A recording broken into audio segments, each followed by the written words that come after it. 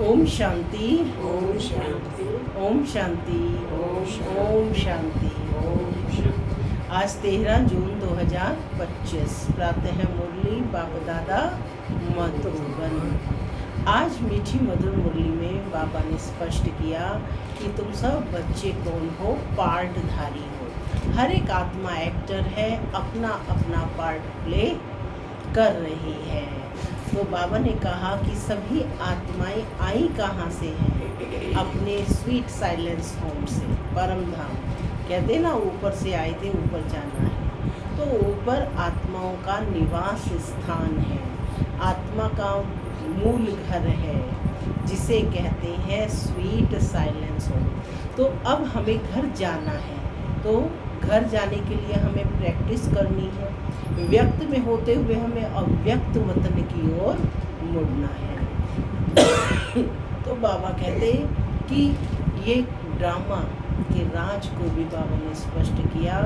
Drama में जिसका जो जैसा पार्ट है वो हुबहू चलता रहता है, क्योंकि बनी बनाई बन रही, अब कुछ बनना नहीं शेष। तो बाबा ने ये बच्चों के सामने क्लियर किया कि यह ड्रामा जो मिसल फिरता रहता है, जो कुछ भी होता है वह सब ड्रामा में नोंद है। तो हम बच्चों के सामने ये बात नहीं आनी चाहिए, ऐसा क्यों, ऐसा होता तो ऐसा होना चाहिए था, ये प्रश्न ही नहीं उत्पन्न होने चाहिए। तो सुनते हैं आज के डायरेक्ट ईश्वरीय महावाक्य। ओम शांति।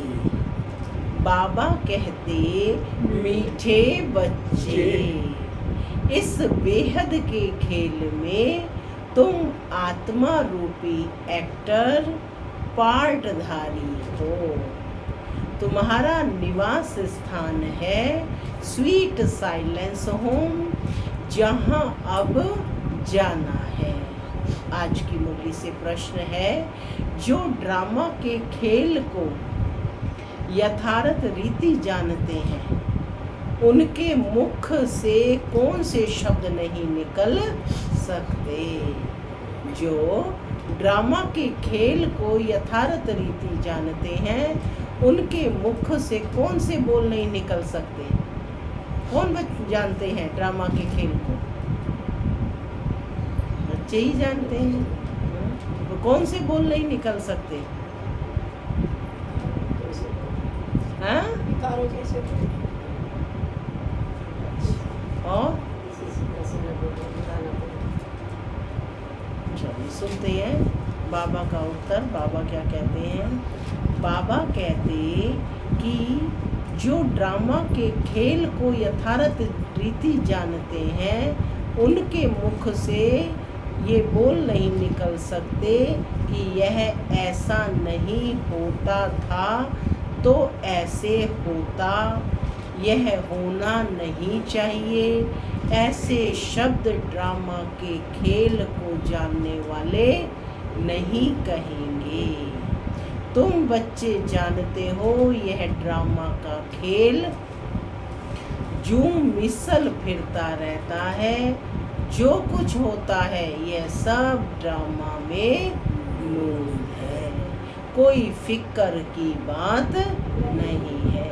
ओम शांति। माना मैं शांत स्वरूप आत्मा हूँ, शांति मेरा स्वधर्म है। बाबा कहते, मीठे बच्चे अब घर वापस जाना है। ओम शांति। बाप जब अपना परिचय बच्चों को देते हैं, तो बच्चों को अपना परिचय भी मिल जाता है।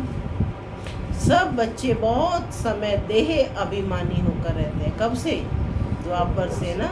देही अभिमानी हो तो बाप का यथार्थ परिचय हो, परंतु ड्रामा में ऐसा है नहीं। बल कहते भी है कि भगवान गॉड फादर है, रचता है, परंतु जानते नहीं है। शिवलिंग का चित्र भी है, परंतु इतना बड़ा तो वह है नहीं। कितना बड़ा शिवलिंग बनाते हैं? क्या बाबा इतना बड़ा है? नहीं, बाबा तो अति सूक्ष्म बिंदी है। यथार्थ रीति न जानने के कारण बाप को भूल जाते हैं। बाप है ही रचता, जरूर रचेंगे भी नई दुनिया। कौन है बाप? बाप है भी रचता, जरूर रचेंगे भी नई दुनिया।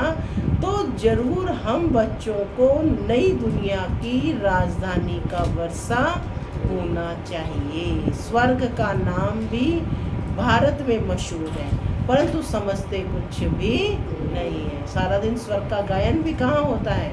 भारत भूमि पर ही होता है।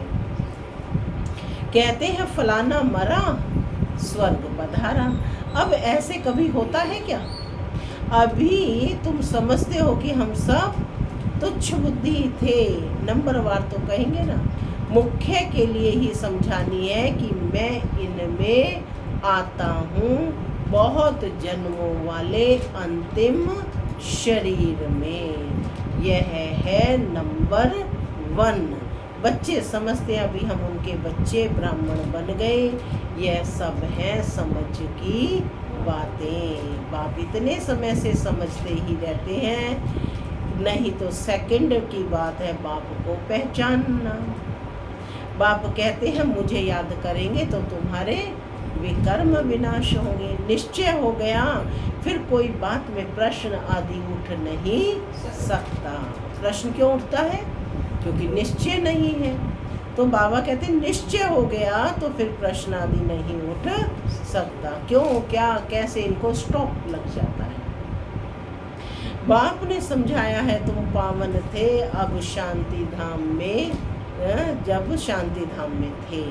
कैसी थे आत्मा? मूल रूप में पावन थी, है ना, जब शांति धाम में थी। ये बातें भी तुम ही बाप द्वारा सुनते हो, दूसरा कोई सुना ना सके। तुम जानते हो हम आत्माएं कहाँ के रहवासी हैं। जैसे नाटक के एक्टर्स कहेंगे कि हम यहाँ के रहवासी हैं, कपड़ा बदलकर स्टेज पर आ जाएंगे। अभी तुम समझते हो कि हम यहाँ के रहवासी नहीं हैं, यह एक नाटक शाला है। यह अभी बुद्धि में आया है कि हम मूल वतन के निवासी हैं। यहाँ पर ये शरीर धारण करके नाटकशाला में अपना पार्ट प्ले कर रहे हैं। तो लेकिन बाबा ने कहा बुद्धि से समझते हैं कि हम यहाँ के निवासी नहीं हैं। तो हम कहाँ के निवासी हैं? मूल वतन के निवासी हैं, जिसको स्वीट साइलेंस होम कहा जाता है। इसके लिए ही सब चाहते हैं, क्योंकि आत्मा दुखी है ना। तो कहते हैं हम कैसे वापस घर जाएं। घर का पता न होने के कारण भटकते हैं। कब से भटक रहे हैं? द्वापर से। मंदिर, मस्जिद, गुरुद्वारा, है ना, कहीं गिरजाघर कोई नहीं छोड़ा हमने। मनसा देवी, वैष्णो देवी, जिसने जहाँ कहा हम वहीं पहुँचे उसके ढूंढने के लिए। तो बाबा कहते कि घर का पता न होने के कारण भटकते हैं। अभी तुम भटकने से छूटे हो। बच्चों को मालूम पड़ गया है अभी तुमको सचमुच घर जाना है। अहम आत्मा छोटी बिंदी है, यह भी वंडर है, जिसको कुदरत कहा जाता है। इतनी छोटी बिंदी में इतना पार्ट भरा हुआ है। कितना पार्ट? पूरे 5000 वर्ष का, 84 जन्मों का पार्ट भरा हुआ है। परम पिता परमात्मा कैसे पार्ट बजाते हैं यह भी तुम अब जान गए हो। सबसे मुख्य पार्टधारी वह है। शिव बाबा ही सबसे मुख्य पार्टधारी है। करण करावनहार है ना। तो मीठे मीठे बच्चों को यह भी अभी समझ में आया है कि हम आत्माएं शांति धाम से आती हैं। आत्माएं कोई नई थोड़े ही निकलती हैं जो शरीर में प्रवेश करती हैं, नहीं। आत्माएं सभी स्वीट होम में रहती हैं, वहाँ से आती हैं पार्ट बजाने। सभी को पार्ट बजाना है। क्या कहा बाबा ने? सभी को पार्ट बजाना है। यह खेल है। यह सूर्य, चांद, स्टार्स आदि क्या है? यह सब है बत्तियाँ, जिसमें रात और दिन का खेल चलता है। इस मांडवे को, है ना, रोशनी देने के लिए 2 बत्तियाँ हैं प्राकृतिक रूप से, सूर्य और चांद। कई कहते हैं सूर्य देवताए नमः, चंद्रमा देवताए नमः, परंतु वास्तव में ये कोई देवताएं हैं नहीं। इस खेल का किसी को भी मालूम नहीं है। सूर्य चांद को भी देवता कह देते हैं। वास्तव में यह इस सारे विश्व नाटक के लिए बत्तियां हैं। हम रहवासी हैं स्वीट साइलेंस होम के। यहाँ हम पार्ट बजा रहे हैं। यह जो मिसल चक्र फिरता रहता है, जो कुछ होता है ड्रामा में नूंद है। ऐसे नहीं कहना चाहिए कि ऐसा नहीं होता था तो ऐसे होता। यह तो ड्रामा है ना। मिसला जैसी तुम्हारी माँ थी, ख्याल में तो नहीं था ना कि चली जाएगी। अच्छा शरीर छोड़ दिया ड्रामा, अब अपना नया पार्ट बजा रही है। फिक्र की कोई बात नहीं। यहाँ तुम सब बच्चों की बुद्धि में है कि हम सब एक्टर्स हैं। यह हार और जीत का खेल है। यह हार जीत का खेल माया पर आधारित है। माया से हारे हार है और माया से जीते जीत। ये गाते तो सब हैं, परंतु बुद्धि में ज्ञान बाबा कहते जरा भी नहीं है। तुम जानते हो माया क्या चीज है? यह तो रावण है, जिसको ही माया कहा जाता है। धन को संपत्ति कहा जाता है। दुनिया में तो धन को भी माया कह दिया है ना। धन को संपत्ति कहा जाता है, धन को माया नहीं कहेंगे। मनुष्य समझते हैं इनके पास बहुत धन है तो कह देते माया का नशा है। लेकिन माया का नशा होता है क्या? माया को तो हम जीतने की कोशिश करते हैं। तो इसमें कोई भी बात में संशय नहीं उठना चाहिए। कच्ची अवस्था होने के कारण ही संशय उठता है। बाबा ने स्पष्ट किया संशय होने का कारण क्या है? अपनी अवस्था ही कच्ची है, मैंने पूरा ज्ञान को समझा नहीं है। तो बाबा कहते कि कच्ची अवस्था होने के कारण ही संशय उठता है। अभी भगवान वाच है ना, किसके प्रति? आत्माओं के प्रति। भगवान तो जरूर शिव ही चाहिए जो आत्माओं के प्रति कहे। कृष्ण तो देहधारी है, वह आत्माओं के प्रति कैसे कहेंगे? तुमको कोई देहधारी ज्ञान नहीं सुनाते हैं क्या? कोई देहधारी ज्ञान सुना रहे हैं? हाँ? बाप को तो देह है नहीं, और तो सबको देह है। जिनकी पूजा करते हैं उनको याद करना तो सहज है। ब्रह्मा विष्णु शंकर को तो कहेंगे देवता, शिव को भगवान कहते हैं। ऊंचते ऊंच भगवान, उनको है देह है नहीं। यह भी तुम जानते हो, जब मूल वतन में आत्माएं थी तो तुमको देह थी क्या? पूछ रहे हैं। जब मूल वतन में आत्माएं थी तो क्या तुमको देह थी? नहीं, तुम आत्माएं थी। यह बाबा भी आत्मा है, सिर्फ वह परम है। इनका पार्ट गाया हुआ है। पार्ट के कारण ही अंतर है, नहीं वरना वह भी आत्मा बिंदी है और हम आत्माएं भी बिंदी हैं। पार्ट बजा कर गए हैं तब ही पूजा होती है, परंतु एक भी मनुष्य नहीं जिसको यह मालूम हो कि 5000 वर्ष पहले भी परम पिता परमात्मा रचता आया था। वह है ही हेवनली गॉड फादर। हर 5000 वर्ष बाद कल्प के संगम पर वह आते हैं, परंतु कल्प की आयु लंबी चौड़ी कर देने से सब भूल गए हैं। तुम बच्चों को बाप बैठ समझाते हैं, तुम खुद कहते हो बाबा हम आपसे कल्प कल्प मिलते हैं और आपसे वर्षा लेते हैं, और कैसे गंवाते हैं ये बुद्धि में है। इस समय तो सारी नॉलेज है। ज्ञान तो अनेक प्रकार के हैं, परंतु ज्ञान सागर भगवान को ही कहा जाता है। ज्ञान सागर भगवान को ही कहा जाता है। अब यह भी सब समझते हैं विनाश होगा जरूर। आगे भी विनाश हुआ था, कैसे हुआ था यह किसी को भी पता नहीं था। शास्त्रों में तो विनाश के बारे में क्या क्या लिख दिया है, पांडव और कौरवों की युद्ध कैसे हो सकती है। अभी तुम ब्राह्मण हो संगम युग पर, ब्राह्मणों की तो कोई लड़ाई है नहीं। बाप कहते हैं तुम हमारे बच्चे हो नॉन वायलेंस, डबल अहिंसक। अभी तुम निर्विकारी बन रहे हो, तुम ही बाप से कल्प कल्प वर्षा लेते हो, इसमें कुछ भी तकलीफ की बात नहीं। नॉलेज बड़ी सहज है। 84 जन्मों का चक्र तुम्हारी बुद्धि में है। अभी नाटक पूरा होता है, बाकी थोड़ा टाइम है।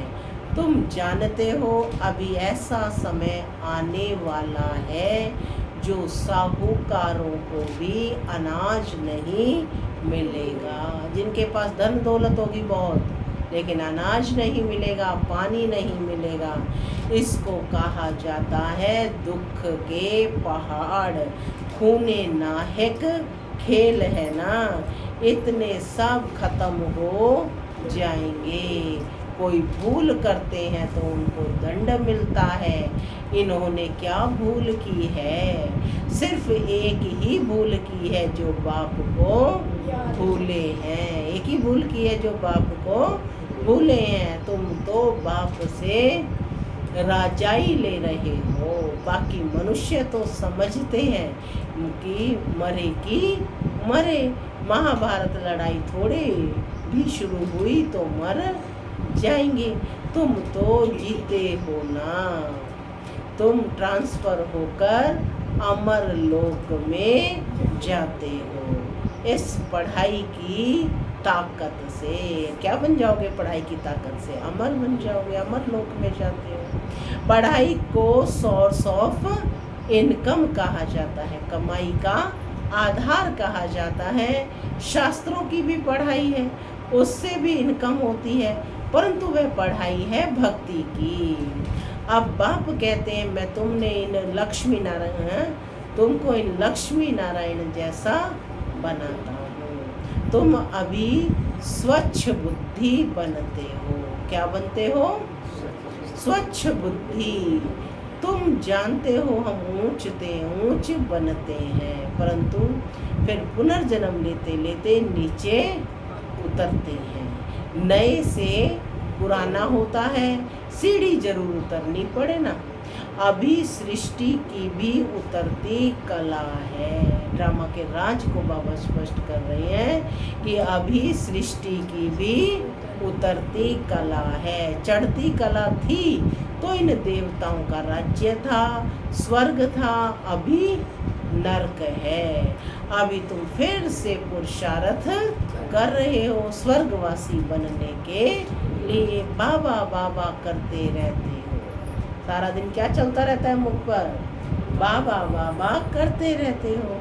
ओ गॉड फादर कहकर पुकारते हैं, परंतु यह थोड़े ही समझते हैं कि वह आत्माओं का बाप ऊंचते ऊंच है। हम उनके बच्चे फिर दुखी क्यों? विचारणीय प्रश्न है ना कि हमारा बाप ऊंचते ऊंचे और हम उनके बच्चे दुखी क्यों? अभी तुम समझते हो दुखी भी होना ही है। यह सुख और दुख का खेल है ना। जीत में सुख है और हार में दुख है। बाप ने राज्य दिया, रावण ने छीन लिया। अभी तुम बच्चों की बुद्धि में है कि बाप से हमको स्वर्ग का वर्षा मिलता है। बाप से हमको स्वर्ग का वर्षा मिलता रहता है। बाप आया हुआ है। अभी सिर्फ तुमको बाप को याद करना है तो पाप कट जाए। जन्म जन्मांतर का बोझा सिर पर है। कितने जन्मों का? 63 जन्मों का ना। जन्म जन्मांतर का सिर पर बोझा है ना। यह भी तुम जानते हो। तुम कोई बहुत दुखी नहीं होते हो। कुछ सुख भी है, आटे में नमक। कोई जिंदगी में इतना दुख कोई, और जब बाबा के ज्ञान में आए तो सारे दुख। अब क्यों क्या के प्रश्न उत्पन्न होते हैं? नहीं ना। तो बाबा ने कहा कि कुछ सुख भी है, आटे में नमक। जिसको काग विष्टा समान सुख कहा जाता है। तुम जानते हो सर्व का सद्गति दाता एक ही बाप है, जगत का गुरु भी एक ठहरा। वानप्रस्थ में गुरु किया जाता है, अभी तो छोटे को भी गुरु करा देते हैं कि अगर मर जाए तो सद्गति को पाएंगे। बाप कहते हैं वास्तव में किसको भी गुरु नहीं कह सकते, गुरु वह जो सद्गति दे। अब ये लौकिक गुरु सद्गति तो दे नहीं सकते, या दे सकते हैं? नहीं दे सकते ना।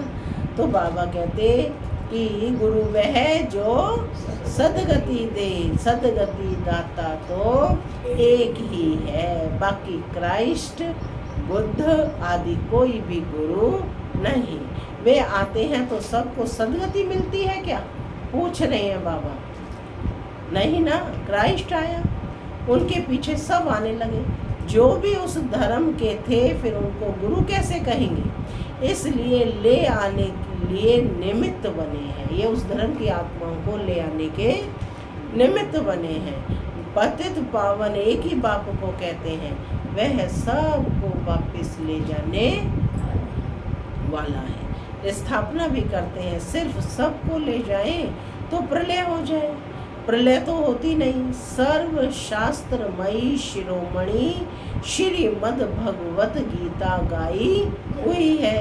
गायन है यदा यदा ही धर्मस्य ग्लानिर्भवति भारते, भारत में ही बाप आते हैं। स्वर्ग की बादशाही देने वाला बाप है, उनको भी सर्वव्यापी कह देते हैं। अभी तुम बच्चों को खुशी है कि नई दुनिया में सारे विश्व पर हमारा ही राज्य होगा, उस राज्य को कोई छीन नहीं सकता। यहाँ तो टुकड़े टुकड़े पर आपस में कितना लड़ते रहते हैं। तुमको तो मजा है, ठगियाँ मारनी है। कल्प कल्प बाबा से हम वर्षा लेते हैं तो कितनी खुशी होनी चाहिए। बाप कहते हैं मुझे याद करो, फिर भी भूल जाते हैं। कहते हैं बाबा योग टूट जाता है। बाबा ने कहा है योग अक्षर निकाल दो, वह तो शास्त्रों का अक्षर है। बाप कहते हैं मुझे याद करो। योग भक्ति मार्ग का अक्षर है। बाप से बादशाही मिलती है स्वर्ग की, उनको तुम याद नहीं करेंगे तो विकर्म विनाश कैसे होंगे, राजाई कैसे मिलेगी? याद नहीं करेंगे तो पद भी कम हो पड़ेगा। क्या कहा बाबा ने? याद नहीं करेंगे तो पद भी कम हो पड़ेगा और सजा भी खाएंगे, सजा भी मिलेगी। यह भी अक्ल नहीं है कि इतना बाबा समझाते हैं तो भी बाबा कह रहे हैं बच्चों को इतना भी अक्ल नहीं है, इतने बेसमझ बन पड़े हैं। मैं कल्प कल्प तुमको कहता हूँ माँ में कम याद करो। जीते जी इस दुनिया से मर जाओ, बाप की याद से तुम्हारे विकर्म विनाश होंगे और तुम विजय माला का दाना बन जाएंगे। कितना सहज है। ऊंचते ऊंच शिव बाबा और ब्रह्मा दोनों हाईएस्ट हैं। क्या सामान्य आज करेंगे अभ्यास? मैं विजय माला का दाना हूँ। तो बाबा कहते कि कितना सहज है। ऊंचते ऊंच शिव बाबा और ब्रह्मा दोनों हाईएस्ट हैं। वो पारलौकिक और यह अलौकिक बिल्कुल साधारण टीचर हैं। वह टीचर्स फिर भी सजा देते हैं, यह तो पुचकार देते रहते हैं। क्या कहते बाबा? कोई बात नहीं, गलती हुई, आज कल से फिर नई शुरुआत करो, फिर नया शुरू करो। कहते हैं मीठे बच्चे बाप को याद करो, सतो प्रधान बनना है।